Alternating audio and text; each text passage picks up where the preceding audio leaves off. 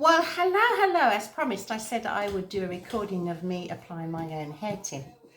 Um, I have to stress before you do any colour to yourself, if you've never had your hair coloured or you have your hair coloured, to do a small skin test, patch test.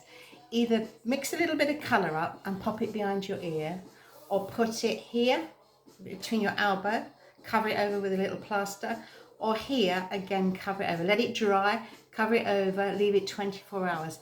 If there is no irritation, you're safe to go ahead. I have to stress that, legally I have to stress that. I am a professional hairdresser, as you know. I'm also a coach and an energy healer, but I've got my hairdresser's hat on this morning to try to help you to be able to colour your hair. When you buy a product, if you can't, well, obviously you won't be able to buy a if you won't be able to buy a professional product, but you will be able to buy a product from the supermarket. Always go for a high-end range, a L'Oreal, a Wella, a Schwarzkopf, Garnier, a good make. Don't go for the cheapest, go for the best that you can afford from the supermarket so you get a better product. Go to the nearest as you can to your hair colour. Now my colour is about, on a scale on the colour chart, the ends of my hair is about a 12. But I always use a 9 and an 8 on my roots. But that's what I use. I mix. I've mixed mine already. I don't know if you can see. I've mixed mine in the bowl. And I've used accurate measurements. And I've used my professional brand. Obviously, that's not so easy for you to obtain. And I'm not saying, I'm hoping that no stockist doesn't sell that to anyone that's not a hairdresser, because that's the way I am. So first you start by centre parting. Don't forget, 24 hours before you apply this tint is to do your skin test. Now I always part my hair in the middle, and I can see my roots. I don't know if you can. That's shocking. I haven't done them for about 5 weeks. This is very lazy of mine. And then you apply a little bit to where the regrowth is. Try not to overlap on the other hair, you know, because you get a funny old mix mash of colour if you're not careful. Okay, so you go down and then you take that parting all the way down the back of your head. Okay, and you part your hair with your comb and your hands. I'd say wear rubber gloves, especially if you're applying a dark colour, but I would suggest that you wear gloves anyway. I'm sorry, I haven't put mine on. I've just remembered. If my granddaughter's watching this, she will be saying, Nanny, where are your gloves? Well, sorry, they're in the boot of the car and I'm indoors in my PJs. So just trying to make this a bit more human for you. So you go all the way down, right the way down to your nape. Most of this will be done by feel. The back of your hair is not going to be quite as professional looking probably as the front, because as I said, I'm going to try and turn around now. I don't know what you'll see because I can't see in the back of my head. Okay, but carry on. Okay, so now what I want you to do is then go from the top of your head down to your ears. Okay, and I want you to comb that back, and I want you to comb this forward. I know I've got my glasses on. I need my glasses on actually to do this. So again, you push the product into the roots. Pushing it into the roots, not too hard, not too soft, but making sure that you can feel that it's touching your scalp and it's covering that bit of regrowth. Okay. So now down the side of your head and there. Okay, you can see, I can see my regrowth very clearly this side. Okay, so again, we're going to get some product on the brush, not too much. Okay, don't overload your brush because that's where you're going to make mistakes. That's where it's going to drip all over you. Some of the products that you will use will come in a mixing bottle. As I say, I'm not familiar with chemist shop bought products. So now we go across here. So we're going to go across this way and we're going to lift this hair and we're going to put product in there. So we're doing one segment at a time. So we're going to lift that up. I don't know if you can see. I hope you can. So yeah, as I said, some of the products that you'll buy in the chemist will come in a mixing bottle. And so you'll literally tip it along you, so you'll pour it along your partings, which is great. However it comes, do what you can work the best with. As I say, if you've got blonde hair, try not to get it on those ends too much, because some of these products are quite powerful, and what you want to do is cover your roots. And what I say as well, and I will stress this, leave it the full development time. Most of the shop bought colours, what I could work out, come in the universal colouring number system, which starts from a 2 to the 10. Some of them go higher. My professional one, the one I use, the Coliston Perfect, goes to a 12. 12 being extra high lift, extra blonde. So 7 to me is like a very dark blonde. So if you're in the middle somewhere, go for a 7. If you've got a lot of white in your hair, be careful not to go too golden. Don't go for a 7 with a red in it. Okay, not too much red, because the white will take that red and it could turn it orange. So I'm going all the way down past my ears. They're not very good sections because it's not so easy doing it yourself. But you know what? I never look at the back of my hair, and I'm hoping because it's so long that it will cover up some of these things. It's different when you've got very short hair, but in some respects it's easier to apply on short hair. Okay, so keep going. Oh, and I was telling you about the colouring. Now I have a lot of white hair in my hair now. I'm naturally quite white on the top, but I have got quite a lot of gold in my natural colour, and I prefer myself and my skin tone to have a slight gold in mine.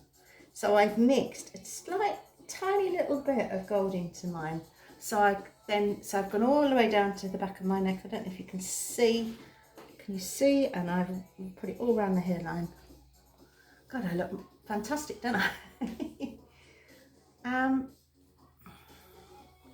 This could take you longer than it takes me. I have been hairdressing. I hate to say. I didn't get an award, but I should have, for over 50 years now. Don't look it, I know. Go on, you're going to say you don't look it. Thank you. And this is with no makeup on too. Not bad, eh? I'm being very cheeky, aren't I? So this is to help you. So then we do exactly the same on, I'm going to see if I can turn myself, on the other side. Okay? And we're going to just keep putting the colour in. And we're going to keep going. I could speed this up. So, as I say, important to follow the manufacturer's instructions for mixing, and very, very important to do the skin patch test. Because if you have an allergy to hair colour, my goodness, you'll know it. Your face will blow up. You'll be in bad trouble. And at this time, we don't get doctor's appointments very easy, as you know. And also, you don't want that to happen. So if you get a reaction here or wherever you've put your patch test, please don't go ahead with it. Don't think, oh, I'll be all right, because you know what? You won't be. And I'm not taking any responsibility for this. So I'm telling you now, do that patch test. I done mine yesterday, so I know that I'm all right today. So you just keep going down this hair, lifting it up. And this is from the center of your head. So it's the quarter. So imagine yourself quartering an orange. And so this is the back quarter on the left side for me. It'll be on your right side, I'm sure. So you carry on lifting the hair up and you carry on putting this towards the root, as near to the root, and press it so you can feel it on your scalp. It'll feel a bit cold.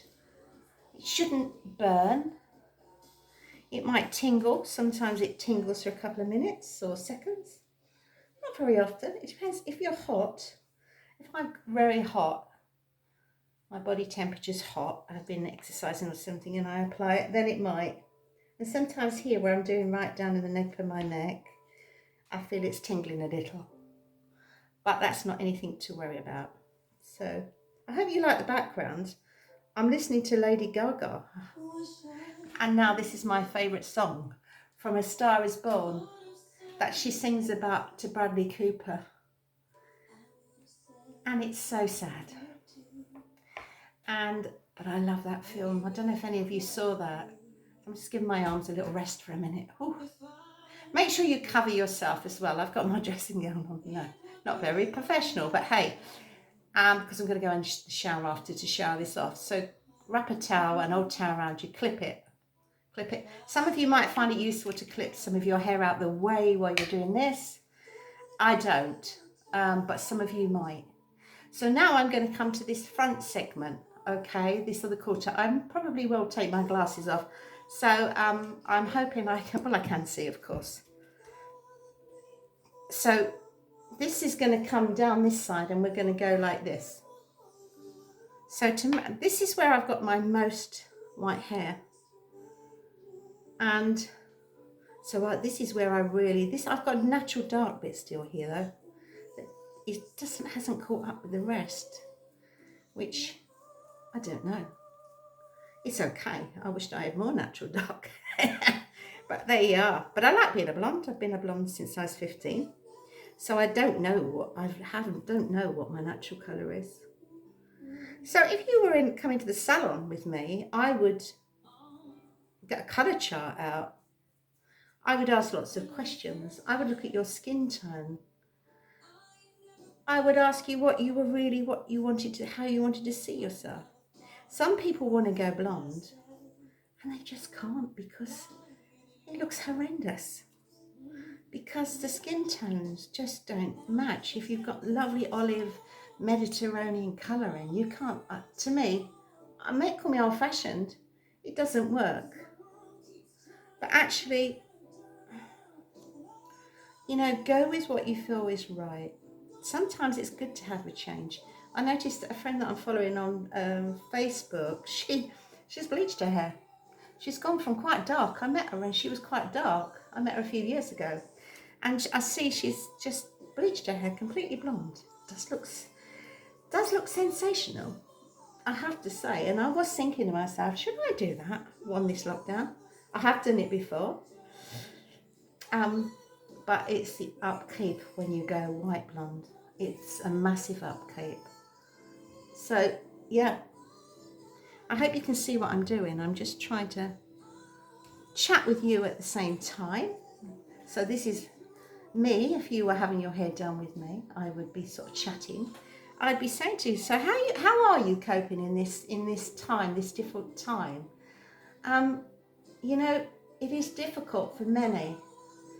Some of us are luckier than others. Some of us are able to go out and about, go to the shops. I don't mean go out and about, I'd love to. The other day I wanted to go to the pub, but then I remembered, I'm not a pub drinker.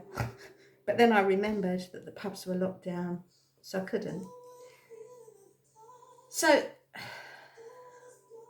I don't know about you, but I've gone on sort of all sorts of roller coasters of emotions where I'm really okay about this. And I really am. And today is one of those. And most of the week I've been one of those. My tip is I don't watch the news. I look at headlines. I hear a headline. I might have the radio on and I might listen.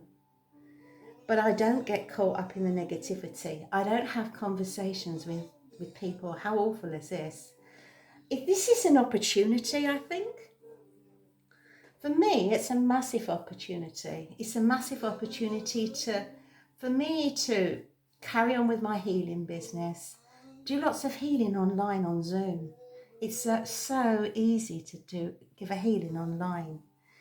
And also, what I was going to say is, I coach as well. So my coaching and my healing go hand in hand. So we'll do some healing and then we'll do some coaching. So what needs to happen next? What's your next step? So if you're struggling with this, time, I know I'm showing you a hairdressing tutorial at the moment, a hair colouring tutorial. I am here to help you with your internal emotional turmoil that you might be going through.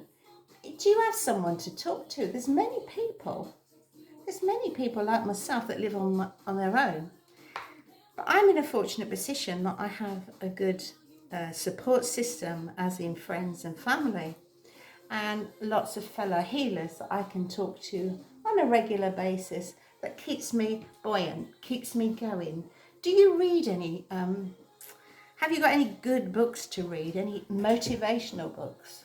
If you haven't, can I suggest that you start on a very, very, very simple book to start with that you can buy off of Amazon. You can have it as a download on your tablet to read. I've forgotten what they call it. Like a Kindle book, you know, a Kindle book. That's what I was trying to think of. So could you go and buy yourself Louise L. Hay's You Can Heal Your Life? Because while you're off at this time, there are many, many exercises in there that you could actually use to help you through this time. Because sometimes people think it's their fault. Sometimes they feel so alone. Sometimes they just can't cope with the difference. They can't cope with being on their own. I know for many people, and I know a few people, that this is the biggest challenge of their life, is to be forced into this situation. I'm a bit of an old hatter living on my own, but but for some people there's not. So I hope you've enjoyed my chat while I'm doing this, and you can see that I've covered all my roots, okay? And I'm going to prove this. I'm going to lift this up and go this way. If there's any bits that you've missed, you can just dab a bit in, okay? Just dab a bit in. I am now going to go, and I wish you a happy day. You have my details. My name is Penny Beer. You can find me on Facebook, Instagram.